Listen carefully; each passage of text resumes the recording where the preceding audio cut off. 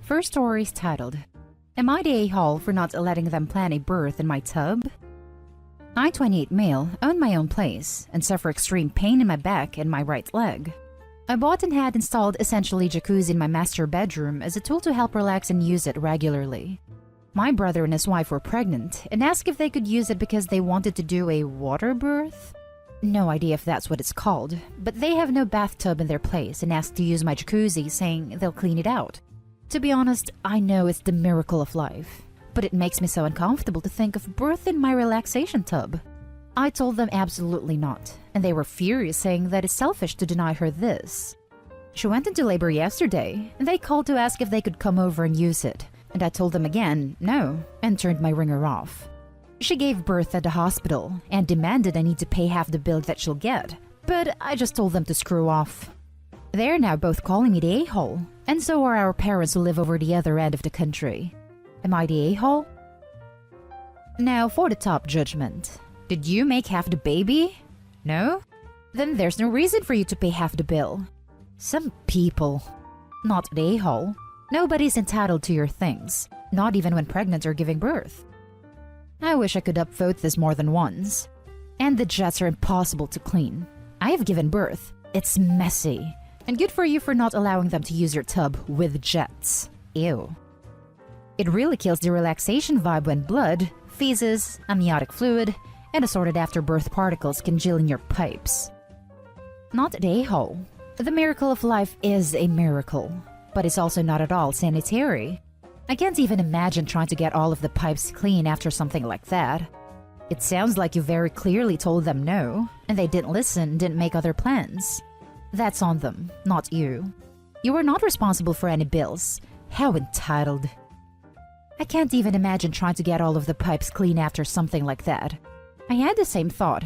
Even with just water, if you don't blow the air tubes out, it's mold city. Not the a-hole. You do not want a birth going on in your jacuzzi tub. I had a home water birth, and trust me, they get messy. A jacuzzi tub isn't even suitable for a birth. They're too hot for one, and not deep enough for another. Tell them to buy or rent a birthing pool like the rest of us. Exactly. A jacuzzi is the wrong sort of tub. Could have set sister-in-law and the baby up for a nasty infection. What is fine if you have intact skin is not when everything is open up in a birthing situation. Sister-in-law is straight up wrong.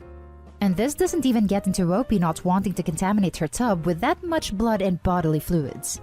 Not the a-hole, and wow. Now for the next story. Am I the a-hole for not getting over my sister-in-law calling child services? There's a lot of details I could go into, but I'll try to keep it brief.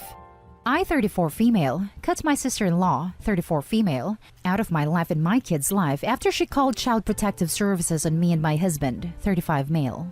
She made certain accusations against my husband and I, and told them that my house was gross. None of it was true, and DCFS went on their merry way after briefly investigating us. She admitted calling. She didn't even apologize, and said she'd made the right call.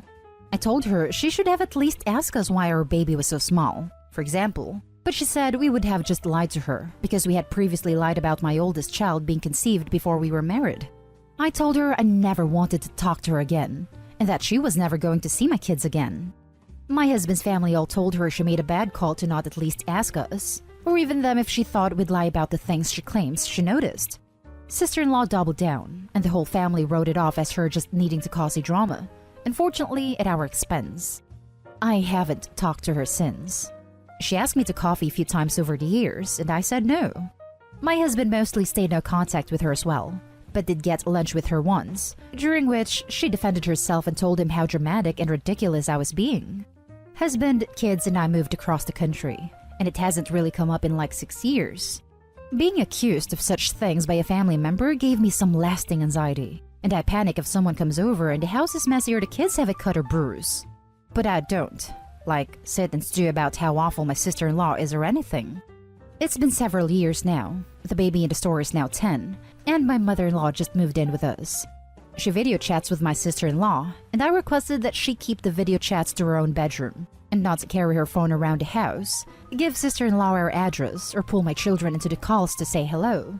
My husband doesn't feel like this is necessary, but understands the boundary I've drawn here and backs me up. Mother-in-law keeps pulling my kids in to say hello to their cousin, my sister-in-law's child, despite being asked not to. Mother-in-law says I'm being ridiculous, holding on to this grudge for so long, and that I really need to let it go and let my sister-in-law back into my husband's life. I've never told my husband he can't talk to his own sister. I will not talk to her, and I don't want her near the kids, but he can do whatever he wants. She doesn't ask to video chat with him, so I don't know why my mother-in-law tried to frame it that way. I think it's possible I'm the a-hole for not breaking my zero contact resolution, just because it's been so long.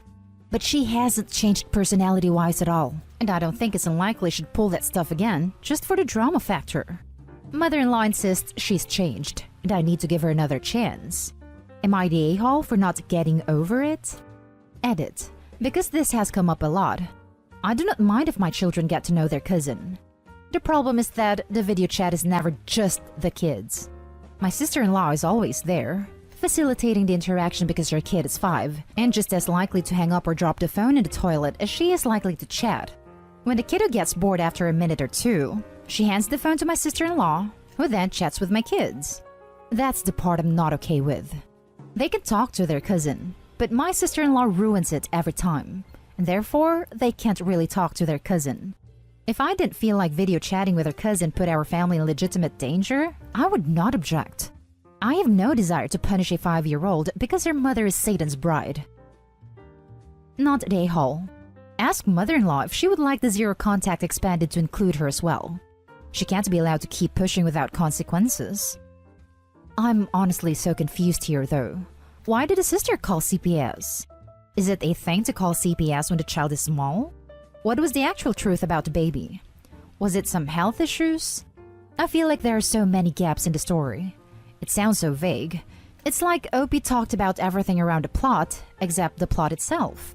I'm not trying to be nosy here, but could someone explain it to me? Am I missing out on something? Not a hole. The way I see it is mother-in-law has 2 options. 1, respect your boundaries. 2, move out. Mother-in-law can move in with sister-in-law, not the a-hole. She should have at least asked us why our baby was so small. What? Why should CPS get involved when a child is small?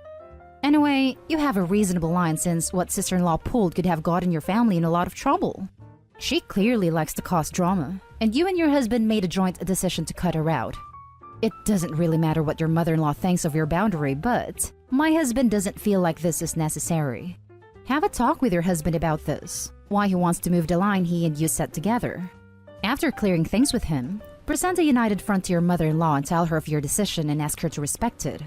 If she doesn't and keeps violating your boundaries, then kick her out. She accused us of starving the baby, among other horrible accusations. The baby was 4 months old and really was worrying small. We were at the pediatrician 2 to 3 times a week. We were syringe feeding her, having breast milk shipped to us from another state. It was a nightmare, and having DCFS up our butts when I was trying to keep my baby from being hospitalized because she refused to take a bottle was not what I needed. But yes, everyone was concerned about the baby, and a call to DCFS would have been legit if we weren't doing anything about her smallness. Had she asked us about the welfare of the baby, we could have explained, but she reported us instead. My husband told me that he doesn't think it's necessary to set this boundary with his mother's video chats. He always respected my request that his sister not to be allowed around the kids, but I don't think he ever liked it. He wants his sister not to be a jerk, but also recognizes the reality. The next story is titled, Am I the a-hole for evicting my late son's girlfriend from my house? My late son, 43 male, and I were estranged for a very long time, probably around the time he was 25, greatly in part because of his on-again, off-again drinking problems. Around 2 years ago, we reconnected. Alcoholism had ravaged his life and his body, and he had been out of work for close to 8 years. His girlfriend, 45 female, and him had 3 daughters, 10, 8, 3, that he never told me about. But the store she was a manager at closed, so she was now out of work too. They were going to get married, but he couldn't afford a ring. They were soon evicted from their apartment and had no place to go. I have a house that I bought in cash 5 years prior, so I let them move into it around a year ago. They offered to pay rent, but after the first 2 months, they said they were swamped with medical bills for my son and still paying their eldest daughter's hospital bills for childhood leukemia. Around that time, my son confessed that he had advanced liver cirrhosis. I tried to get his girlfriend to get him to stop drinking. She would yell at me and sit down and cry when my son was in the middle of vomiting black bile with his entire body so yellow. She'd ramble on about how she spent 20 years with him and cannot stop hoping that he'll pull through and they'd get married and be a happy family. I had to stop visiting after that, mostly because soon after their eldest hysterically called me and said her dad didn't recognize her anymore, and I realized his mind had gone. My son finally died of cirrhosis 2 months ago. His girlfriend started wailing at the hospital and saying a lot of mean things to me and about my son in general, saying she wasted her youth with him and who was going to love her now. The house was falling into disarray as his girlfriend did nothing but cook for her kids and stare aimlessly at job postings. She's cold to me every time I come in, and the kids would be as well. While I feel for her, I always thought my son moving in was a temporary situation, and that's what he agreed to as well. I was thinking of putting the house up for sale for a while now, and in the meantime, my girlfriend's twin brother needed a place to stay when he starts his MBA in the fall. He was a property manager in college, so he agreed to get in an optimal condition for buyers. When I had my lawyer send notice to her that I needed her to move out, she called and said that she could not believe I was being so cruel to a single mom. It's been a month, and when I gave her the chance to move again, she said to have some heart and hung up even though she can't pay rent. I had my lawyers file an eviction complaint and had her served a couple days ago. She called me screeching about how I was a bastard for trying to make room for my girlfriend's twin and sobbed, saying where would she go with 2 evictions on her record? Am I the a-hole? She's 45 years old and not my responsibility. Now for the top comments. This is a rough situation. And first, I am sorry for your loss. His girlfriend started wailing in the hospital and saying a lot of mean things to me and about my son in general, saying she wasted her youth with him and who was going to love her now. She chose to stay with your son for 20 years knowing he was an alcoholic. She knowingly put herself into this situation by not seeking help or leaving during that time. I think this really sucks, but mostly for your granddaughters. It doesn't seem like you even acknowledge them as part of your family, referring to them as her kids. They are your son's kids too. I'm going to go with everyone sucks here. It's horrible your son died and left your grandkids without a father. It sucks that his girlfriend is struggling to care for them and is being rude and obnoxious instead of being proactive. And it sucks that you, after writing your son off years ago, are not able to realize you have an opportunity to help your family still, because you don't acknowledge them because of issues their father had. Everyone sucks here seems like the most reasonable answer here. It sounds like the son and girlfriend were dodging responsibility, covering up and making excuses for a long time. Meanwhile, letting their kids grow up in a household with a severe alcoholic. I've seen what addicts can do to children, and I also know that you can't force an addict into treatment until they want to go, as one other commenter said. Still, I fault OP for being so callous and detached after his son passed, and for leaving the kids in such a situation. I mean, his oldest granddaughter called freaking out that her father couldn't even recognize her, and OP's response was to quit visiting. He was probably the most stable person in those kids' lives, and he just noped out when the situation got too bad. You're not just evicting his girlfriend, though. You're evicting his 3 children, your grandchildren. If you're fine making your grandkids homeless, I guess that's your choice, but it's a pretty damn harsh one. I had to stop visiting after that, mostly because soon after their eldest hysterically called me and said her dad didn't recognize her anymore, and I realized his mind had gone. Doesn't this mean you should have visited more to support your grandchildren? Your oldest grandkid has leukemia. How is she going to stay in treatment if she's homeless? You can legally do whatever you want, but I think you're the a-hole. 2 months? The ink isn't even dry on his death certificate, and you're kicking out his wife and children. I hope you don't like those kids, because I can guarantee that if you do this, they might never talk to you again. Now for the last story. Am I the a-hole for telling my husband that his own behavior is why our son doesn't show him physical affection, and I won't force him to? My husband and I have a 6-year-old son, Sam. Sam is super affectionate to me, because I am super affectionate to him. For practically his whole life, we've had cuddle time every night. I tuck him in and give him hugs and kisses. I put him on a bus in the morning and kiss him goodbye, And when he doesn't feel good, I let him curl up with me on the couch and hold my hand.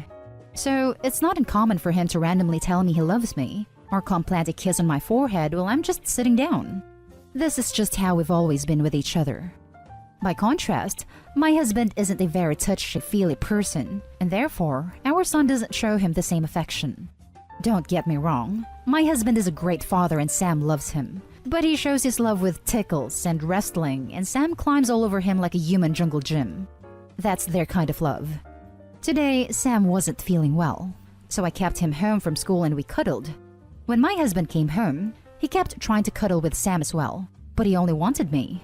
This made my husband feel bad, understandably, and said that it looks like Sam loves me more than him. I told him that's not true at all, but that kids simulate the behavior that they experience. And since husband isn't affectionate most of the time, there are definitely some times where he is. Sam isn't affectionate back because he doesn't associate that behavior with his father. I told him that Sam shows him love when they goof off with each other. My husband said that I'm making him sound like he's a bad father, and that I should force Sam to give him hugs and kisses. But I refused, because I think Sam has the right to choose who he is physically affectionate with. He apparently vented to his mom and sister, who have both taken his side. So Reddit, am I the a-hole? Not the a-hole. I suspect, based on your post, that I'm old enough to be that man's mother. So pass this on to him from me if you think it will help. Your son was not put on this earth to make you look good.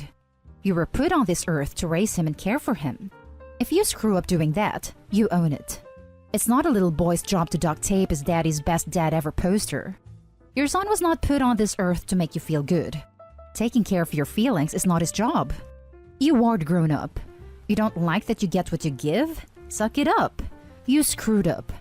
The next time your son looks like he just needs company, offer him company. Just hanging out, doing stuff together. Accept it if he says no. Don't try to put your hurt feelings on him. If he falls down and skins his knee while he's with you, ask him if he wants a hug. Again, accept no. Do little, kind things for him like that, and he may grow to understand that dad also can be a source of mutual affection. Or you may have already set the pattern of your interactions for the rest of your lives. And if that is how it is, you live with it. And stop whining to your mommy about it. Good grief. Signed, somebody who knows firsthand what happens when grown adults try to make their little kids take care of their outed fifis. Not the a-hole. Forcing your kids to show that kind of affection when they don't want to can cause resentment towards the people forcing them to do so. He's still super little and unfiltered, meaning that they act on themselves instead of other people. He enjoys cuddling with mom more, so he doesn't want to cuddle with dad. And I'm sure the same thing goes for wrestling. You can't force your kid to show affection in a way that doesn't make them comfortable. I hope that made sense. Either way, not the a-hole. One of the worst things you can do as a parent, outside whole other level abuse, is to force a child to hug/kiss anyone. Not the a-hole. And that's the end of this video, folks. As always, leave a comment and hit like and subscribe. And if you want more of this content, turn your notification on to get updated on the latest videos. And I'll catch you in the next one. Stay safe.